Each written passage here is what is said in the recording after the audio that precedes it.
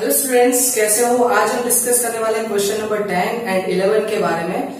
Last video की line थोड़ी ज्यादा हो गई थी, इसलिए 10 हमने कवर नहीं किया था, पर आज 10 एंड 11 दोनों कवर करेंगे। सो देखते हैं 10 नंबर में क्या दिया है। 10 नंबर का जो क्वेश्चन है वो असेट के रिलेटेड ट्रांजेक्शन्स का है। मतलब बहुत ही सिंपल है।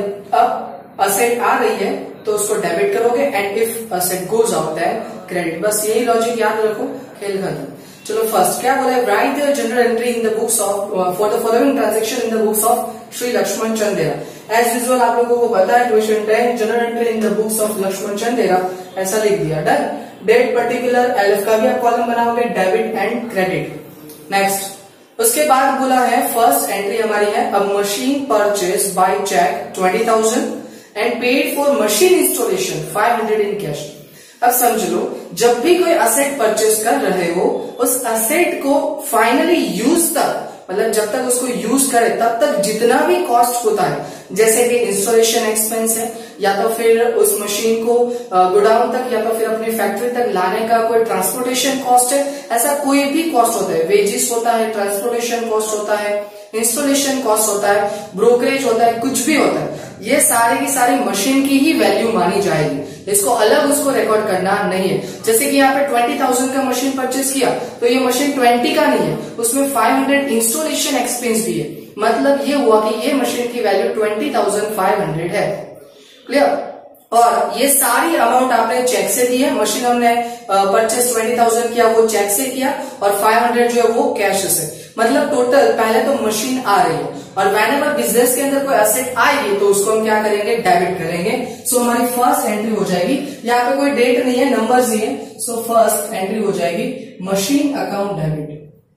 मशीन अकाउंट डेबिट कितने का, तो 20,500। रीजन मैंने बता दिया है 2।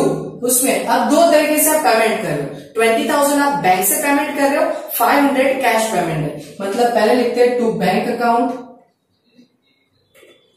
और वो अमाउंट कितना रहेगा 20,000, और उसके बाद कैश में भी पेमेंट कर रहे हो, सो टू कैश अकाउंट, और वो हो जाएगा 500 रुपीज।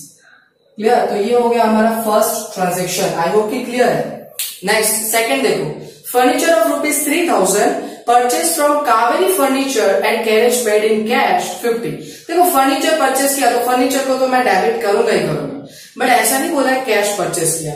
कावेरी फर्नीचर मार्ट में से आपने परचेज किया, दैट मीन्स यहाँ पे पर्सन का नाम दिया है, and Kaveri furniture mart is a benefit giver, that is why Kaveri furniture mart को क्या करेंगे, हम क्रेडिट करेंगे। बट जो कैरेज पे करते हैं वो कैश से 50 रुपीज पे कर रहे, तो यहाँ पे फर्नीचर की वैल्यू 3,000 है, नहीं 3,050 इंक्लूड करना है कैरेज को भी, ये चीज दिमाग में रखना। सो फर्नीचर अकाउंट को डेबिट करेंगे। सेकेंड ट्रांजेक्शन हमारा फर्नीचर अकाउंट डेबिट, और अमाउंट आप लिखोगे 3,050 टू कावेरी फर्नीचर। सिर्फ कावेरी फर्नीचर है, सो कावेरी फर्नीचर को क्रेडिट करेंगे, और वो अमाउंट कितना, मतलब कावेरी फर्नीचर को हमें 3,000 देना है, और जो 50 था ना वो कैश था, वो तो हमें पे कर दिया कैश से, सो टू कैश अकाउंट, और 50 रुपीज। अल्टीमेटली फर्नीचर की वैल्यू तो 3050 ही हुई, बट उसमें 3,000 कावेरी फर्नीचर मार्ट के थे, 50 रुपीज कैश था, वो हमने पे कर दिया। नेक्स्ट उसमें थोड़ी ना क्रेडिट पे होगा। Third 50 share of Mahalakshmi mill purchase at 100 per share. देखो महालक्ष्मी मिल के हमने 50 शेयर परचेज किए, और पर शेयर प्राइस था 100 रुपीज, तो 50 इंटू 100 5,000 रुपीज के शेयर खरीदे। आगे बोला ब्रोकरेज 20 पैसा पर शेयर, और पर शेयर 20 पैसा ब्रोकरेज लगता है, वो हमने चेक से पे किया, सब कुछ चेक से पे किया। तो देखो सबसे पहले तो मुझे शेयर लिखने हैं। सो शेयर्स ऑफ, शेयर हमारी असेट है, इसलिए असेट तो हमें डेबिट ही करनी पड़ेगी। So shares of Mahalakshmi mill account debit. देखो महालक्ष्मी मिल में हमने कितने शेयर परचेज किए, तो भाई 50 शेयर परचेज किए 100 के, तो देखो ब्रैकेट में लिखते हैं हम 50 शेयर्स 100 रुपीज उसका प्राइस है। सो टोटल इसका 5000 वैल्यू हुआ। बट साथ ही साथ आप लोगों ने ब्रोकरेज भी पे किया है 20 पैसा पर शेयर। तो देखो 50 शेयर थे हमारे, उसमें 20 पैसा मतलब 0.20 आप बोल सकते हो। Is it clear? तो वो कितना होगा 10 रुपीज होगा। सो कुल मिला के आपका कितना हो जाएगा 5010 डेबिट होगा। 5010 रुपीज का आपने टोटल पेमेंट किया है, वो भी चेक से किया है, इससे डायरेक्टली टू बैंक ही लिखोगे, टू बैंक अकाउंट। इसमें अलग अलग करने की जरूरत नहीं पड़ेगी कि भाई हम थोड़ा पेमेंट कर रहे हैं थोड़ा बाकी, ऐसा कुछ नहीं, सारा पेमेंट हो जाता है। हमने शेयर परचेज किए तो उसकी शेयर की प्राइस 5000 होती थी, बट उसके ऊपर ब्रोकरेज लगा 20 पैसा पर शेयर, तो उसका टोटल हमारा ब्रोकरेज 10 रुपीज हुआ। सो 5010 टोटल हमारा इन्वेस्टमेंट हुआ शेयर के अंदर, और ये सारे पैसे हमने बैंक से पे किए, इसीलिए लिख दिया टू बैंक अकाउंट। कोई कैटेगरी हमें यहाँ पे नहीं करनी पड़ेगी। नेक्स्ट, उसके बाद है हमारे पास fourth number, for furniture 5000 goods given for 4000। 5000 के फर्नीचर के बदले में 4000 का गुड्स दिया, मतलब फर्नीचर तो 4000 का ही हुआ हमारे लिए। या तो ऐसे भी बोल सकते हो 5000 का फर्नीचर डेबिट करो और 1000 का डिस्काउंट क्रेडिट करना पड़ेगा, बट ये नहीं करते, डायरेक्टली 4000 से एंट्री कर देते हैं। So fourth furniture account debit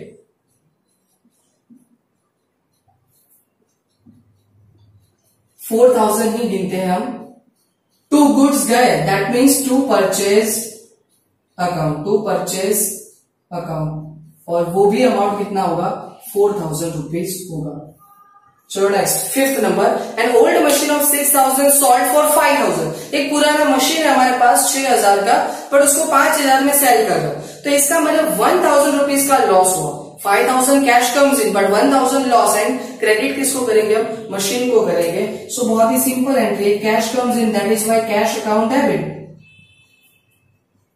5000 amount, 1000 का लॉस हुआ है। क्यों लॉस हुआ, मशीन को सेल किया इसीलिए, अदरवाइज नहीं होता। So loss due to sale, loss due to sale of machine account debit. कितना लॉस हुआ उसका 1000 रुपीज का हुआ है। टू, इससे आपका मशीन गया, so goes out, so machine account credit करेंगे, टोटल हो जाएगा 6000। Is it clear? Next, final entry, land purchase for 50,000, 50,000 की लैंड खरीदी है। इनका 2000 फॉर डॉक्यूमेंटेशन, डॉक्यूमेंटेशन के आपके कितने हुए 2000, और लीगल चार्जेस सब मिला के, and payment is made in cash, सारा का सारा पेमेंट कर दिया, मतलब टोटल लैंड का कॉस्ट हो गया 52,000। So land account debit to cash account 52,000, खत्म बात। Land account debit to cash account 52,000। इसमें और कुछ नहीं आएगा। नाउ इसका कर देते हैं हम टोटल, ये खुद कर लेना, नीचे 2 लाइन करना मत भूलना, ठीक है। टोटल कर देना, जो भी आया वो आपका फाइनली आंसर। आई होप कि ये क्वेश्चन क्लियर हो गया। नाउ अब देखते हैं 11 नंबर, इसमें रेवेन्यू एंड एक्सपेंस के रिलेटेड ट्रांजेक्शन है। देखो 11 नंबर में क्या बोला है, तो बोला है for the following transactions of May 2014 right journal entry in the books of Shashank. तो हमने यहाँ पे लिख दिया question number 11, journal entry in the books of Shashank, date particular, LFB लिखने का आपको, debit and credit amount. Is it clear? Now 2014 और मई है, और फर्स्ट डेट से ही स्टार्ट हो जाता है, तो डेट लिख देते हैं 2014 मई 1st। इसमें बहुत सारे ट्रांजेक्शन है, 10 ट्रांजेक्शन है, that is why. Now first, और सिंपल है, बहुत ही सिंपल फंडा, ये याद रखने का, एक्सपेंस या लॉस जो भी होगा उसको मैं डेबिट करूंगा, इनकम या तो फिर कोई गेन प्रॉफिट होगा उसको हम क्रेडिट करेंगे, बाकी तो कैश आता या जाता होगा और कुछ नहीं होगा। नेक्स्ट, फर्स्ट पेड 500, पेड से पता चल गया कैश गया है, paid 500 for refreshment and inauguration for function of shop. देखो जब हम शॉप स्टार्ट कर रहे थे उसी टाइम पे 500 हमने कुछ खर्चा किया है, तो इसको मिसलेनियस गिन लेते हैं, रिफ्रेशमेंट लिखने की जरूरत नहीं है, मिसलेनियस एक्सपेंस गिन लेते हैं इसको कि 500 का खर्चा हो गया। डन, या तो फिर आप प्रीलिमिनरी एक्सपेंस भी बोल सकते हो क्योंकि स्टार्टिंग में हो रहा है, ये डिपेंड करता है आपके ऊपर। ना तो हम बोल देते हैं, चलो प्रीलिमिनरी एक्सपेंस ही बोल देते हैं, 500 का हुआ है। So preliminary expenses account debit to cash account, क्योंकि कैश गया होगा, और अमाउंट कितना 500। ये फर्स्ट एंट्री हमारी हो गई। नेक्स्ट सेकंड को क्या हो रहा है, purchase necessary books of accounts 400 for business. Business के अंदर कुछ बुक्स ली, अकाउंट्स लिखने के लिए ली, तो इसको क्या बोलते हैं, स्टेशनरी बोलते हैं। आपको समझ में आना चाहिए कि ये कॉस्ट किसके रिलेटेड है, ये स्टेशनरी का कॉस्ट है, इसीलिए स्टेशनरी एक्सपेंस है तो डेबिट करेंगे, एंड कैश गोज आउट तो उसको क्रेडिट करेंगे। सो डेट कौन सी डायरेक्टली सेकंड ही है। So stationery expense account debit to cash account, और उसमें 400 अमाउंट लिखेंगे। Is it clear? Now third date में देखो, क्या थर्ड डेट में है, थर्ड डेट में है पे 200 for wages and 100 for carriage. दो एक्सपेंस पे किया, वेजेस भी एंड कैरेज भी, दोनों को डेबिट करो, कैश को क्रेडिट करो। So wages account debit 200 rupees, carriage account debit, और वो भी कितना है 100 रुपीज टू कैश अकाउंट, क्योंकि cash goes out, so to cash account. Total कितना कैश गया 300 का गया, दोनों को मिला के। Is that clear? Next fifth, paid 500 for shop rent and 300 for house rent. देखो शॉप रेंट तो हमारा एक्सपेंस है, तो मैं शॉप रेंट अकाउंट डेबिट करूंगा, बट जो हाउस रेंट है ना वो पर्सनल एक्सपेंस है, तो हमें ड्राइंग को डेबिट करना पड़ेगा। So shop rent account debit, fifth date है directly shop rent account debit. कितना डेबिट करेंगे आप 500 रुपीज। दूसरा हाउस रेंट है वो ड्राइंग हो जाएगा, सो ड्राइंग्स अकाउंट डेबिट कितना 300 रुपीज टू, इससे कैश गया, so to cash account total 800 rupees हमारे जा रहे हैं। अभी तक तो सिर्फ जा ही रहा है, आए तब की बात तब। नेक्स्ट 10 डेट को डायरेक्टली 400 रिसीव। चलो अब पैसे आए, रिसीव का मतलब कैश कम्स इन, और किसके लिए आए, कमीशन के। सो मैं कैश अकाउंट डेबिट करूंगा, कमीशन हमारी इनकम है इसलिए उसको क्रेडिट करेंगे। सो 10 डेट को cash account debit to commission account. Commission आया इसका मतलब क्या, कमीशन चल के आएगा नहीं, कैश आएगा हमारे पास, सिंपल फंड है इसलिए कैश अकाउंट को डेबिट किया 400। चलो नेक्स्ट 10 के बाद एक 12 नंबर का ट्रांजेक्शन है, उसमें बोला अब चेक। देखो चेक आया मतलब बैंक दिमाग में रखना है। 800 रिसीव फॉर ब्रोकरेज, ब्रोकरेज के लिए हमें 800 का चेक मिला, सो मैं बैंक अकाउंट डेबिट करूंगा, और ये इनकम हमारी ब्रोकरेज की वजह से हुई, इसीलिए हम ट्रांजेक्शन में क्या लिखेंगे, bank account debit 800 rupees to brokerage account, to brokerage account. देखो मैं अगर कोई वर्ड शॉर्ट में लिख रहा हूं तो ये मैं लिख सकता हूं, आप लोग नहीं, क्योंकि आप लोगों को एग्जाम देंगे, सो फुल ही लिखना। नेक्स्ट उसके बाद हमारे पास 15 नंबर का ट्रांजेक्शन है, उसमें बोला है paid advertisement bill of Gujarat समाचार ₹300। गुजरात समाचार को एडवर्टाइजमेंट के 300 पे किया, तो सिंपल फंड है एक्सपेंस है, advertisement expense account debit to cash account. 15 number advertisement expense account debit to cash account. 300 है आई थिंक सो, यस 300 ही है।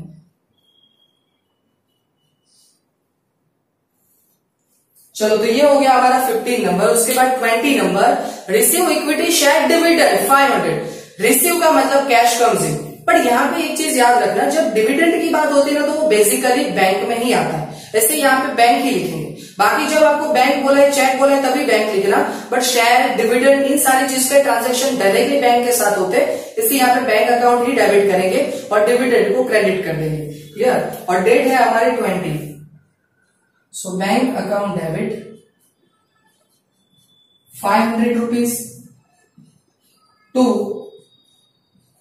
Dividend account 500 rupees.